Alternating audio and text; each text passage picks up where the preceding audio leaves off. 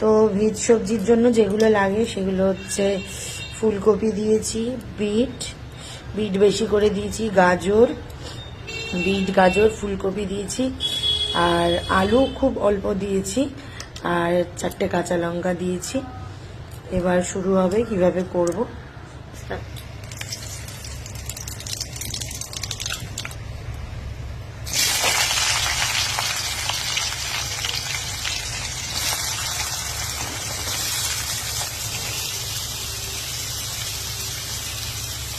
সবজিগুলো দিয়ে দিলাম ফোড়নের মধ্যে, তেজপাতা আর পাঁচফোড়ন দিয়ে সবজিগুলো দিয়ে দিলাম।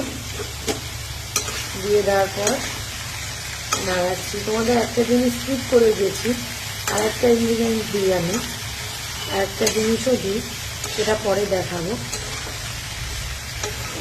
টমেটোটা ফালা করে দিয়ে দেবো। টমেটোটা একটু দিলে একটু টেস্টটা আরও এনহ্যান্স করে। একটু তো মিষ্টি যাবেই, কারণ সবজিতে একটু মিষ্টি না হলে সবজির স্বাদটা এনহ্যান্স করে না। ওই জন্য টমেটোটা দিয়ে দিলাম। এবার একটু স্বাদ মতো নুন, মিষ্টি আর একটু হলুদ দেবো, ব্যাস। দিয়ে চাপা দিয়ে করবো। পরিমাণ মতো হলুদ গুঁড়ো দিয়ে দিলাম।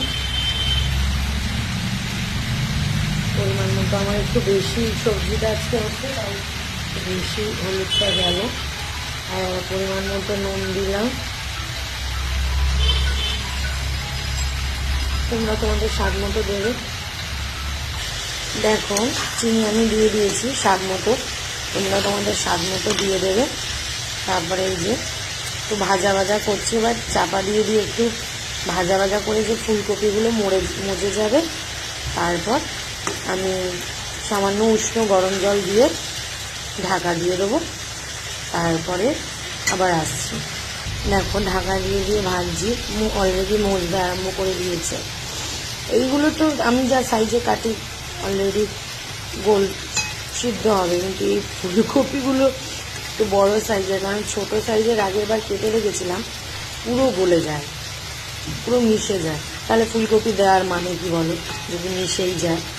ওই জন্য একটু বড় কেটেছি। একটু নিয়ে গেলেই জল ঢেলে দেবো।